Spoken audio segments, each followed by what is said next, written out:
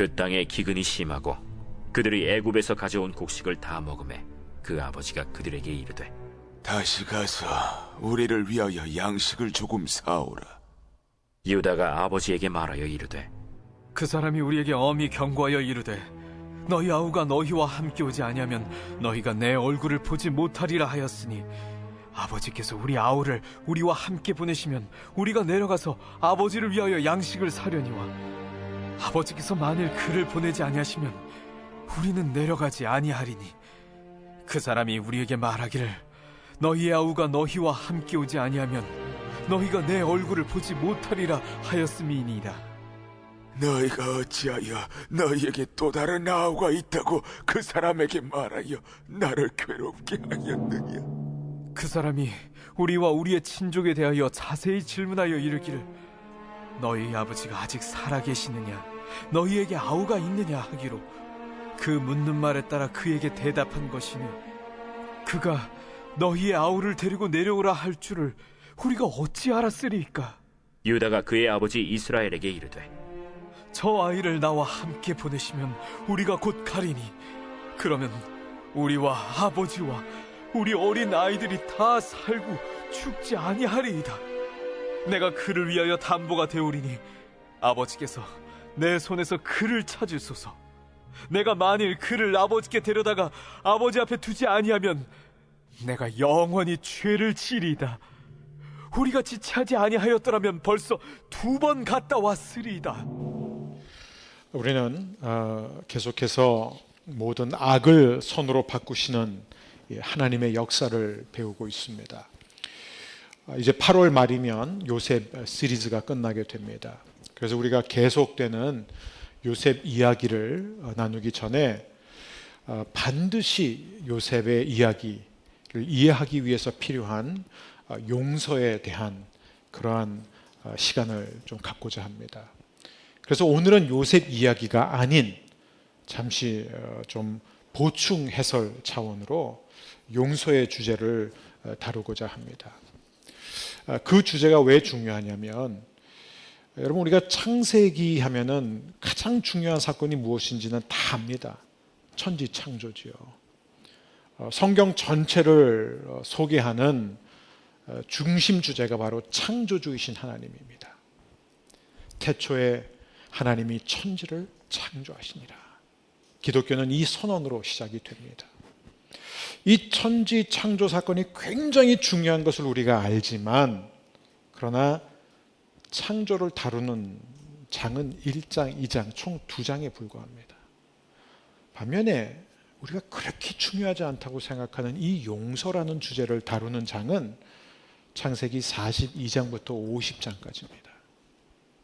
즉 9장이 바로 이 어렵고 힘든 회개와 용서를 다루고 있습니다.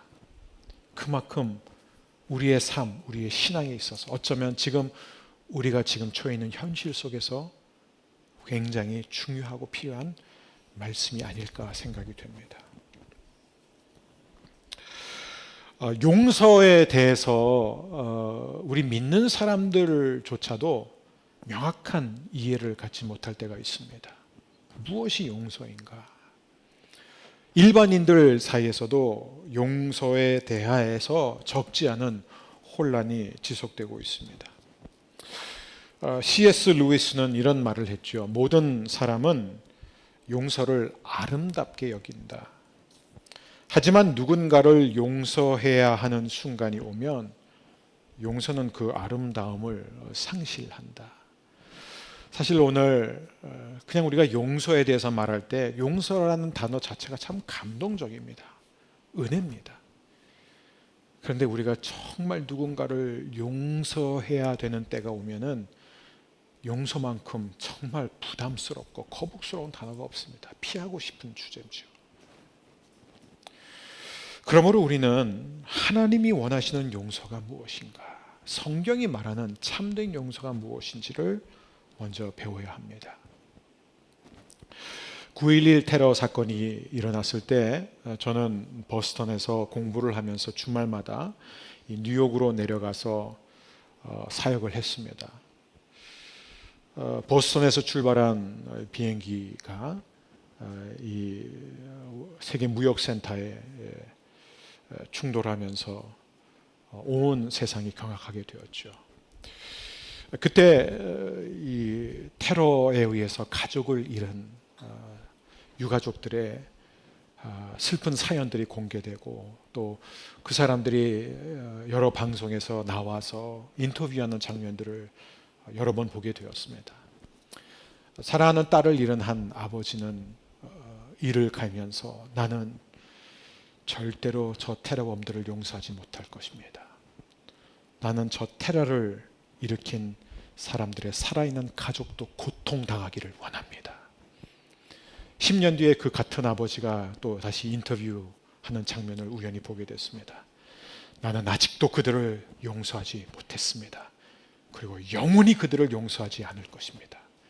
그들은 지옥에서 썩어야 됩니다. 아들을 잃은 또 한 아버지의 사연이 공개되고 그 아버지가 인터뷰하는 장면을 보게 되었습니다. 그런데 그 아버지는 뜻밖의 말을 합니다. 저는 폭탄 범들을 위해 매일 기도하고 있습니다. 누구보다도 고통을 많이 당하고 있을 테러범들의 유족을 위해서도 기도하고 있습니다. 저는 그들에게 어떤 악한 감정이나 원한도 품지 않습니다. 굉장히 뜻밖이었습니다. 똑같은 사건으로 똑같이 가족을 잃었지만 이렇게 극과 극의 반응, 누구의 반응이 옳은 걸까요? 우리는 이런 상황에서 어떻게 해야 하는 것일까요? 어쩌면 이 용서라는 주제를 가장 잘 다룬 책들 가운데 이 하나가 바로 이 전설적인 나치 사냥꾼이었던 시몬 비젠탈이 쓴 해바라기라는 책입니다. 유명한 센세이션을 일으켰던 책이죠. The Sunflower. 이 책은 나중에 모든 용서는 아름다운가라는 제목으로 또 출간되기도 했습니다. 이 책은 용서라는 주제를 다룹니다. 정말로 모든 용서는 다 아름다운 것인가? 용서를 받을 수 있는 자격이란 무엇인가? 또 용서를 베푸는 사람에게 있어서 용서해 줄 수 있는 권리는 무엇인가? 잘못한 사람이 잘못을 인정하지 않았는데도 용서하는 게 맞는가? 잘못한 사람이 잘못했다고 용서를 구하면 무조건 용서해야 되는가? 이런 인생에 굉장히 어려운 질문들을 던지는 책입니다. 이 책의 저자인 시몬 비젠탈은 2차 세계대전 당시에 강제 수용소에 끌려가서 생활을 하게 됩니다. 그리고 그곳에서 그는 89명의 일가 친척을 잃게 됩니다. 그 잔인한 나치 병사들에 의해서 처참하게 죽어가는 것을 두 눈으로 보게 됩니다. 수용소에 있던 어느 날 그는 호출을 받습니다. 그리고 가봤더니 온몸에 붕대를 감은 죽어가는 한 나치 장교가 있었습니다. 그 나치 장교는 흐느껴 울면서 비젠탈에게 말합니다. 나는 씻을 수 없는 죄를 지었습니다. 나는 수백 명의 유태인들을 집에 가둬놓고 불을 질렀습니다. 그리고 집에서 뛰쳐나오는 사람은 총을 난사했습니다. 나는 끔찍한 죄를 지었습니다. 나는 이제 죽어가고 있습니다. 제발 저를 용서해 주십시오. 저를 용서해 주십시오. 비젠탈은 죽어가는 나치 장교의 그 처원 앞에 무엇을 했을까요? 그는 아무 말도 하지 않고 나왔습니다. 도저히 용서할 수가 없었던 것이죠. 그리고 2차 세계대전이 끝난 후 그는 전 세계에 숨어있는 나치 전범들을 찾아내는데 평생을 바칩니다. 그래서 그 유명한 아이히만이라는 장군을 비롯해서 무려 1100명의 전범들을 찾아내서 심판대에 오르게 하는 사람이었습니다. 훗날 그는 이 책을 씁니다. 해바라기. 자신의 경험을 나눕니다. 그러면서 당신이라면 어떻게 했을 것입니까? 라는 질문을 던집니다. 그때 정치, 사회, 경제, 또 군사, 또 종교의 유명 지도자들이 저마다 이 질문에 답을 제공합니다. 53명의 이 답변이 바로 이 책에 실려 있는 것입니다. 그래서 이 책이 유명해진 거예요. 대부분의 사람들은 비센탈의 이 행동을 지지하고 공감하고 옹호했습니다. 한 사람은 말합니다. 하나님도 침묵하시는데 당신이 침묵한 것은 옳습니다. 당신에게 죽어가면서 용서를 간청한 전 나치 병사야말로 악입니다. 당신이 만일 그 자리에서 그를 용서했다면 당신은 평생 지옥의 고통 속에서 살았을 것입니다. 잘했습니다. 많은 사람들이 이렇게 그를 지지해 줬습니다. 어떻게 그런 인간을 그렇게 쉽게 용서할 수 있느냐? 그러나 일부 사람들은 아무리 죄가 밉고 아무리 악이 싫어도 그래도 용서했어야 한다라고 또 글을 썼습니다. 다양한 의견들이 나왔죠. 자, 그렇다면 우리의 질문은 하나님은 어떻게 하셨을까? 즉 하나님을 믿는 저와 여러분은 그럴 때 어떻게 하기를 하나님이 원하시느냐? 성경은 용서에 대해서 무엇을 가르치고 있느냐? 여러분, 하나님은 우리를 지으신 분이에요. 우리의 체질을 아십니다. 우리가 얼마나 약한지, 우리가 얼마나 용서하는 것을 싫어하는지, 우리가 얼마나 잘못 인정한 것을 싫어하는지 아세요. 그 하나님이 우리를 잘 아시기 때문에 우리는 하나님의 가르침을 들어야 됩니다. 연약한 인간이 어떻게 용서를 베풀고 용서를 받을 수 있는가? 오늘 메시지의 핵심은 이겁니다. 용서는 복음의 핵심이다. 용서는 복음의 핵심입니다. 하나님의 아들이 인간의 육신을 입고 이 땅에 오신 목적이 무엇입니까? 복음을 전하는 거예요. 복음은 무엇입니까? 하나님의 나라예요. 예수님이 전하신 첫 번째 메시지는 이것입니다. 회개하라. 천국이 가까이 왔느니라. 첫 번째 복음이 회개하라예요. 왜 회개하라고 하시느냐? 죄 사함을 받기 위해서예요. 하나님이 우리를 용서해 주시기를 원하신다는 겁니다. 예수님은 제자들을 떠나기 전 마지막에 하신 말씀 가운데 이런 말씀을 하셨습니다. 누가복음 24장 47절입니다. 3부 예배는 제가 목이 약간 쉬었으니까 여러분이 큰 소리로 읽어주시면 좋겠습니다. 함께 읽습니다. 예루살렘으로부터 시작하여 모든 민족에게 그리스도의 이름으로 죄를 용서받는 회개가 전파되어야 할 것이다. 이게 뭐예요? 예수님 자신이 이 땅에 오셔서 전하신 회개의 메시지, 죄 용서의 메시지가 예수님으로 끝나면 안 되고 예수 믿는 모든 사람들이 전 세계에 다니면서 용서의 메시지를 외쳐야 된다. 오순절날 성령이 임하신 후에 베드로가 첫 번째 설교를 할 때 이런 설교를 하고 있습니다. 사도행전 2장 38절 함께 읽습니다. 베드로는 이렇게 대답했습니다. 회개하고 여러분은 각각 예수 그리스도의 이름으로 세례를 받으십시오.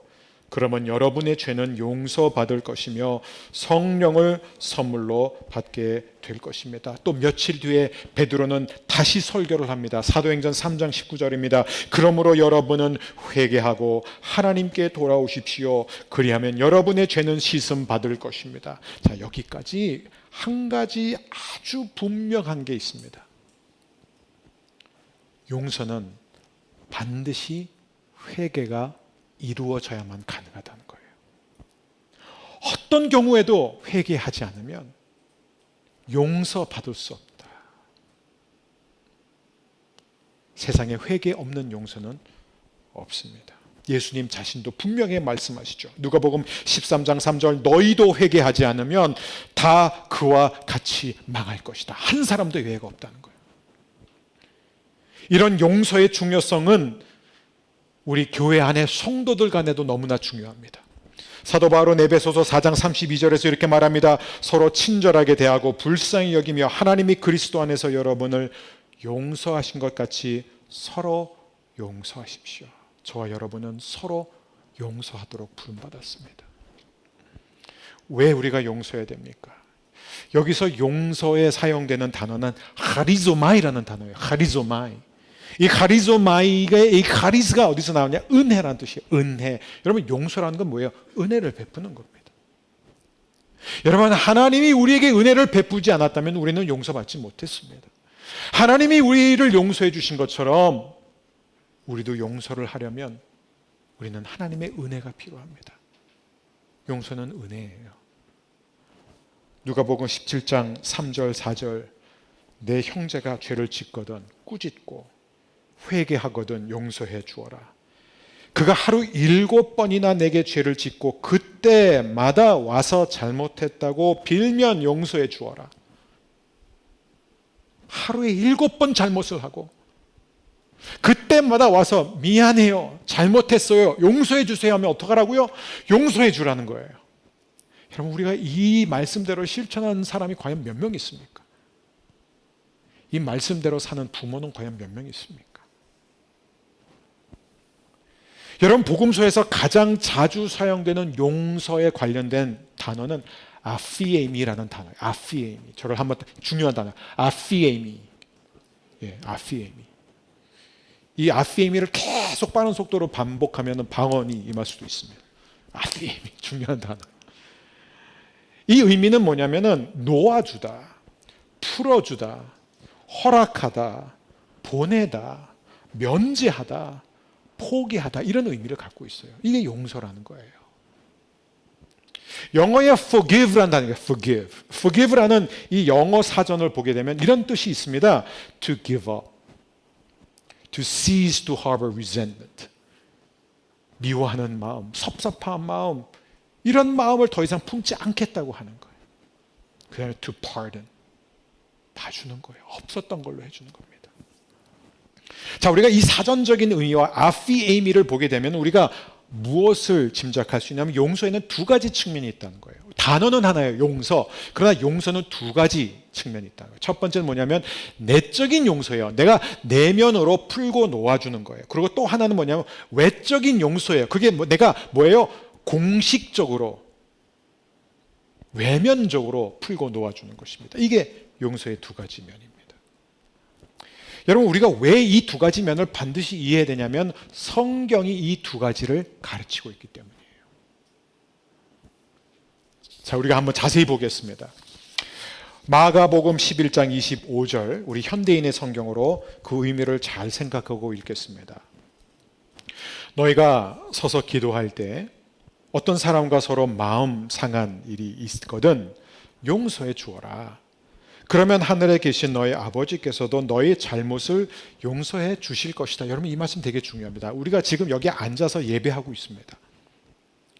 옛날 사람들은 초대교회는 다 서서 기도했어요. 서서 예배하고. 그래서 우리가 이제 와서 지금 예배를 드리고 있어요. 찬양하고 있어요. 하나님께 기도하고 있어요. 그런데 갑자기 누군가에게 나에게 상처를 준 그게 기억나는 거예요. 그럼 어떻게 하라? 용서하라는 거예요. 자, 여기서 뭐가 중요하냐면 우리에게 상처를 준 사람이 거기에 있을 필요가 없다는 거예요. 그 사람을 찾아가라는 얘기가 아닙니다. 너 나한테 상처 줬지, 내가 너 용서할게, 그 얘기가 아니에요. 그 자리에서 용서하라는 거예요. 왜? 용서하지 않으면, 즉 그 사람이 나에게 준 아픔 때문에 내가 계속해서 원망하는 마음, 증오하는 마음, 상함을 갖고 기도하면 기도가 막히기 때문이에요. 기도가 막힌다는 거예요. 예배가 막히는 거예요. 나는 계속 피폐해지는 거예요. 기도했는데, 예배 드렸는데, 큐티 했는데도 내 마음에 계속 아픔이 남아있는 거예요. 그리고 결국 망가진다는 거예요. 예수님이 우리를 모르셔서 이런 말씀, 이런 힘든 말씀을 해주셨을까요? 여러분, 용서하는 거 굉장히 힘든 거예요. 특별히 상처가 깊은 사람, 피해를 많이 본 사람일수록 상대방이 잘못했다고 용서를 빌어도 용서하기가 힘든데, 아니 그 사람은 지금 나에게 찾아와서 용서해달라고 하지도 않는데, 자기 잘못을 인정하지 않는데도 용서해 주라는 게 말이 됩니까? 말이 돼요. 왜냐하면 우리가 용서하지 않으면, 내적으로 용서하지 않으면 우리가 망가지기 때문이에요. 하나님과의 관계도 망가지기 때문입니다. 자, 예수님은 이 가르침을 해주셨을 뿐 아니라 실제로 그렇게 사셨어요. 베드로전서 2장 23절입니다. 우리 함께 읽겠습니다. 그분은 모욕을 당할 때도 욕하지 않고 고난을 당할 때도 위협하지 않았으며 모든 것을 공정하게 심판하시는 하나님께 맡기셨습니다. 자, 예수님이 모욕을 당하고 공격당하고 이 힘든 일을 당할 때 왜 참으셨는지 아세요? 넌 너무 감사해요. 예수님이 참으시고, 안 참으셨으면 십자가가 없었어요. 십자가 없었으면 저 여러분은 끝이에요. 근데 예수님이 왜 끝까지 참고 십자가를 지셨습니까? 하나님을 믿었기 때문이에요. 하나님께서 반드시 공정하게 심판하신다는 것을 믿으셨기 때문이에요. 여러분, 그 하나님을 믿으십니까? 하나님을 향한 신뢰가 없으면 내적 용서 안 되는 거예요. 로마서 12장 19절입니다. 또 함께 읽겠습니다. 사랑하는 여러분, 여러분이 직접 복수하지 말고 하나님께 맡기십시오. 성경에는 원수 갚는 것은 나의 일이다, 내가 갚아주겠다라고 기록되어 있습니다. 여러분, 저는 이 말씀이 너무 중요합니다. 왜냐하면 우리는 더 이상 상대방, 즉 가해자의 참회와 회개와 상관없이 용서할 수 있기 때문이에요. 만일 내가 용서를 하고 안 하고가 상대방의 참회에 달려있다면 우리는 불쌍한 사람이에요. 평생 미워하고 평생 증오하고 평생 불평하면서 살 수밖에 없는 인간인데, 하나님이 계시잖아요. 그 하나님이 다 보고 계시잖아요. 그래서 우리가 하나님께 맡기면, 내 아들아, 내 딸아, 내가 원수 갚아준다. 오늘 저는 이 자리가 저와 여러분이 내적으로 용서하는 자리가 되기를 주 이름으로 축복합니다. 여러분, 이게 중요해요. 너무 많은 사람들이 평생 교회를 다니면서도 용서하지 않고 살아가요. 저는 장로 권사가 됐는데도 서로를 용서하지 않는 부부를 너무 많이 봅니다. 그래서 욱해요. 사람들 앞에서도 욱해요. 평생 원망하면서 살아요.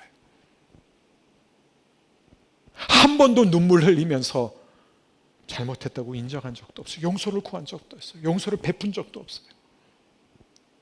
부모 자녀도 마찬가지고 형제 사이도 그래요. 교회는 어떻습니까? 성도와 성도 사이에 같은 순 안에서도 용서하지 못하고 허물을 덮지 못하고 미워하는 마음, 상처받은 마음을 안고 살아가지 않습니까? 사랑하는 여러분, 저와 여러분은 지금 이 자리에서 떠나보낼 수 있습니다. 어떤 미움, 어떤 아픔, 어떤 상처도 하나님께 드리세요. 그걸 내보내는 거예요. 푸는 거예요. 하나님의 치유가 임할 줄 믿습니다. 우리가 다시 비젠탈 이야기로 돌아왔으면 좋겠습니다. 자, 여러분이라면 어떻게 하셨겠습니까? 저는 일주일 내내 이 책을 다시 읽으면서 이런 생각을 했습니다. 나도 용서 못할 것이다. 정말 자신 없더라고요. 가족과 친척 90명을 잃었다면 어떻게 그걸 용서할 수 있겠습니까? 사람들을 집에 가둬놓고 불을 질러버리고 뛰쳐나오는 사람을 전부 다 총으로 죽였는데 어떻게 이런 악마를 용서할 수 있단 말입니까? 용서를 하더라도 쉽게는 안 될 것 같아요. 이 사람이 평생 지옥 가운데 살다가 마지막에 가서 용서하고 싶은 마음이 저의 솔직한 심정이에요. 자신 없어요. 여러분, 용서는 결코 쉬운 게 아닙니다. 결코 쉬운 게 아니에요. 그래서 창세기가 용서를 다루는데 9장을 할애하는 거예요. 이 용서의 이 어려움, 그러나 반드시 용서해야 하는 저와 여러분의 부르심을 잘 보여주는 이야기가 바로 코리 텐 붐 여사의 이야기입니다. 이 코리 텐 붐 여사도 역시 굉장히 중요한 책을 한 권 썼습니다. 그 책의 제목은 주님을 위한 순례자라는 책이에요. 주님을 위한 순례자. 원제는 Tramp for the Lord. The story that begins where the hiding ends. 더 이상 숨어 있을 수는 없다라는 거예요. 자, 이 이야기 속에서 이 코리텐 붐 여사는 자신이 전 세계를 다니면서 겪었던 일들, 깨달은 이야기들을 전하고 있습니다. 혹시 모르는 분들을 위해서 코리텐 붐은 네덜란드인으로서 온 가족이 시계방을 운영하던 사람이었습니다. 근데 2차 세계대전이 발발하자 이 코리텐 붐의 가족은 유태인들을 위한 피난처를 마련해서 그들을 나치로부터 보호해주는 그런 일을 합니다. 본인들은 유태인은 아니었어요. 그런데 이 유태인들을 지켜내기 위해서 위험을 무릅쓰고 그렇게 하다가 결국 이들이 잡혀 들어가게 됩니다. 그리고 이들도 똑같이 강제 수용소, 포로 수용소에 온 가족이 끌려 들어가게 됩니다. 거기서 코리텐 붐은 가족들을 잃게 되죠. 그리고 하나님의 은혜로 풀려난 코리텐 붐은 전쟁이 끝난 다음에 전 세계를 다니면서 용서와 화해에 대해서 가르치기 시작합니다. 아름다운 용서, 완전한 용서, 하나님이 원하시는 용서에 대해서 평생을 헌신하면서 가르칩니다. 어느 날 이 코리텐 붐은 많은 사람들이 모인 곳에서 하나님은 여러분을 용서하길 원하십니다. 우리가 어떤 죄를 지었어라로 그 죄를 하나님 앞에서 회개하면 하나님은 그 죄를 바다 깊은 곳에 던져버리십니다. 그렇게 외쳤습니다. 강의가 끝나고 내려오는데 많은 사람들이 모여있는 와중에 한 사람이, 한 남성이 자신을 향해 걸어오는 것을 보게 됩니다. 근데 그의 얼굴을 본 순간 코리텐 붐은 온몸이 얼어붙습니다. 전쟁이 끝난 지 수년이 지났지만 그 악마 같은 얼굴을 잊을 수가 없었기 때문이에요. 그 남성은 다름 아닌 자신이 포로로 있었던 레벤스부르크라는 수용소의 간수들 중에서 가장 사악한 간수였습니다. 가장 잔인한 간수, 가장 유태인들을 많이 죽인 간수였습니다. 그 간수가 코리텐 붐에게 다가와서 손을 내밀면서 말합니다. 선생님, 방금 선생님께서 우리가 무슨 죄를 지었어도 하나님 앞에서 회개하면 하나님께서 그 죄를 바다의 깊은 곳에 던져주신다는 그 말씀에 제가 얼마나 은혜를 받았는지 모릅니다. 감사합니다. 선생님, 아까 선생님이 이야기를 나누는 가운데 라벤스부르크에 선생님이 계셨다고 그랬죠. 제가 그곳의 간수였습니다. 그러니까 이 사람은 못 알아보는 거죠. 포로가 워낙 많았기 때문에. 그리고 저는 그곳에서 나쁜 짓들을 많이 했습니다. 그러나 제가 전쟁이 끝난 다음에 예수님을 만났습니다.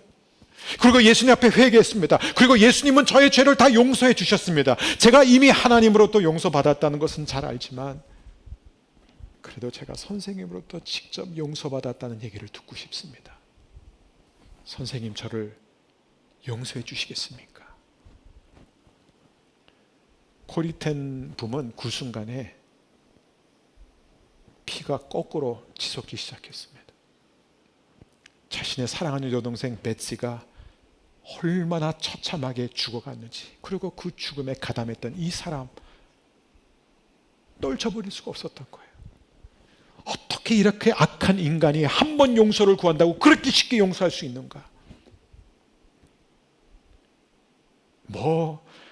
자신이 매일 하나님 앞에 그렇게 용서를 또 받고 살면서도 막상 자신이 용서를 해야 하는 그 순간이 다가오자 그렇게 전 세계를 누비면서 용서의 메시지를 외쳤던 그였지만 막상 자신에게 피해를 준 그 장본인 이 사람이 자기 앞에 서 있자 코리텐 붐은 도저히 용서할 수 없었다고 말합니다.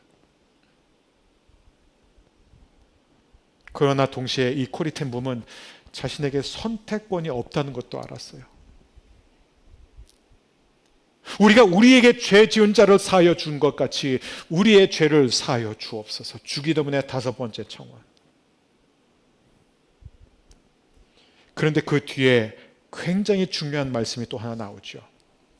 그 말씀이 바로 마태복음 6장 15절입니다. 주기도문이 끝난 다음에 예수님은 이렇게 말씀하시죠. 그러나 너희가 다른 사람의 죄를 용서하지 않으면 너희 아버지께서도 너희 죄를 용서하지 않으실 것이다. 무슨 얘기냐면 코리텐 붐은 선택권이 없다는 걸 알았어요. 내가 이 사람을 용서하지 않으면 하나님도 더 이상 나를 용서하지 않을 것이다. 그런데 코리텐 붐에게는 이 말씀이 단지 하나의 말씀, 하나의 명령으로만 다가온 것이 아니라 자신이 평생 살아오면서 겪은 경험을 보여주고 있었습니다. 이게 무슨 얘기냐면 코리텐 붐은 전쟁이 끝나자마자 피난처를 또 새롭게 만들어서 가는 곳마다 전쟁 때 그 학살당했던 유태인들 중에서 살아남은 이 피해자들을 위한 안식처를 만들어서 그들이 어떻게 해서든지 그 상처로부터 벗어나서 다시 세상 속에 나가서 새로운 삶을 시작할 수 있도록 돕는 일을 했습니다. 그러면서 그가 수년 동안 본 것 가운데 분명한 현상이 하나 있는데 뭐냐면 원수를 용서한 사람들은 결국 새로운 삶을 사는데 성공한 반면 원수를 용서하지 못하고 계속해서 미움과 증오와 분노를 마음에 품은 채 살아간 사람들은 세상과 단절된 상태에서 죽음을 맞이했다는 것입니다. 이것은 변하지 않는 현실이었습니다. 그래서 코리텐 붐은 아마 이 손을 내민 병사한테는 겨우 몇 초였지만 자신한테는 몇 시간이 흘렀다고 말합니다. 그러면서 그는 하나님 앞에 필사적으로 기도합니다. 하나님, 저는 이 사람 용서할 수 없습니다. 저를 도와주세요. 저를 살려주세요. 제가 할 수 있는 것은 하나밖에 없습니다. 저 사람이 내민 손은 제가 잡겠습니다. 그런데 용서는 못합니다. 하나님이 알아서 하세요. 하면서 이 코리텐 붐이 알건 건 뭐예요? 용서는 감정의 영역이 아니라 의지의 영역이라는 거예요. 내가 저 사람을 미워해도 용서할 수 있다는 거예요. 그래서 그는 의지적으로 손을 내밀어 그의 손을 잡았습니다.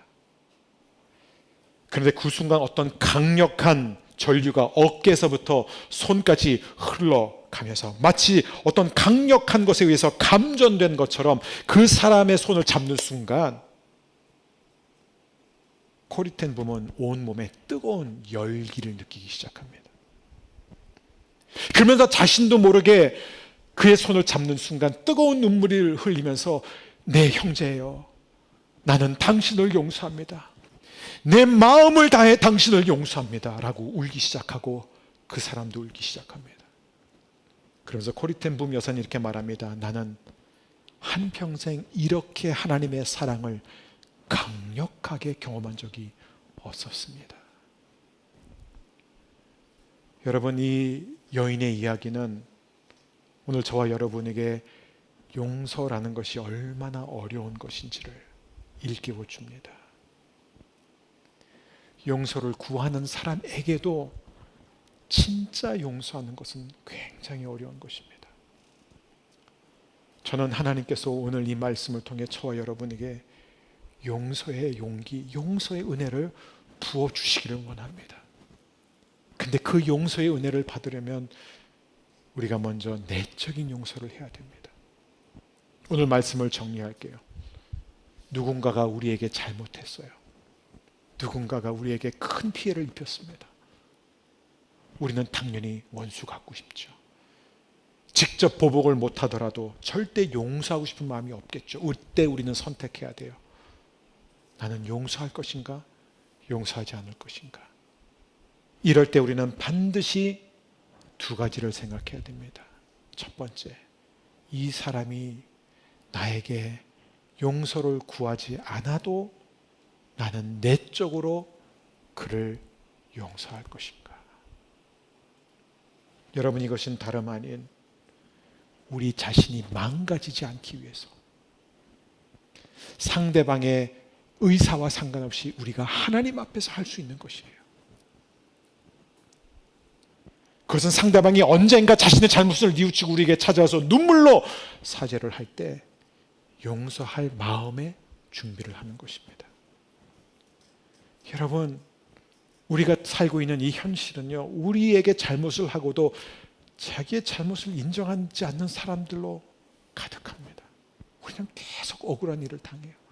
어쩌면 우리 자신도 누군가에게 잘못하고 잘못했는지조차 모르면서 살아갈 수 있습니다. 무슨 얘기입니까? 저와 여러분은 매일 용서가 필요한 사람들이에요. 여러분, 우리가 주기도문 배우지 않았습니까? 주기도문에 의하면, 예수님이 가르쳐 주신 기도에 의하면 우리는 두 가지가 반드시 필요해요. 첫 번째는 일용할 양식이에요. 두 번째는 용서입니다.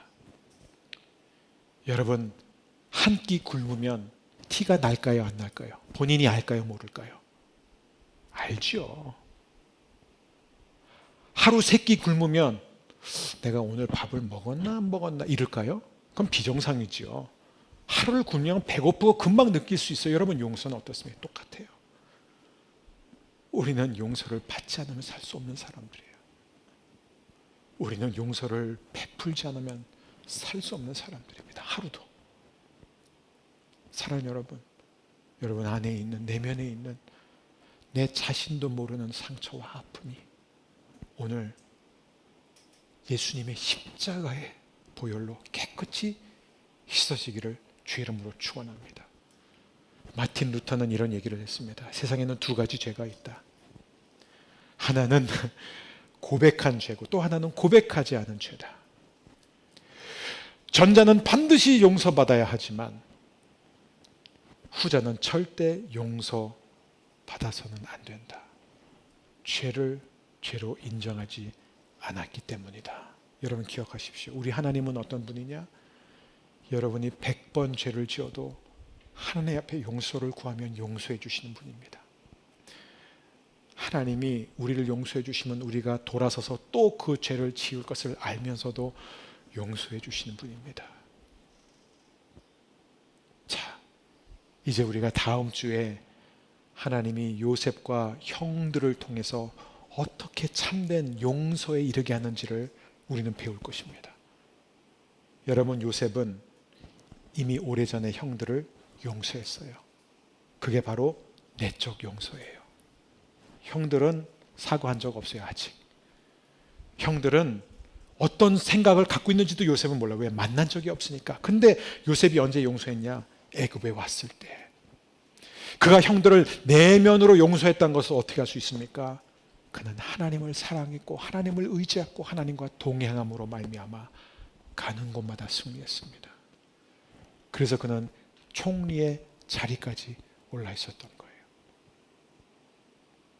그런데 두 번째, 완전한 용서는 이루어지지 않았습니다. 즉 외적 용서, 공식적인 용서, 즉 화해, 회복은 언제 이루어지느냐면 형들이 참된 회개와 회개에 합당한 열매를 맺을 때예요.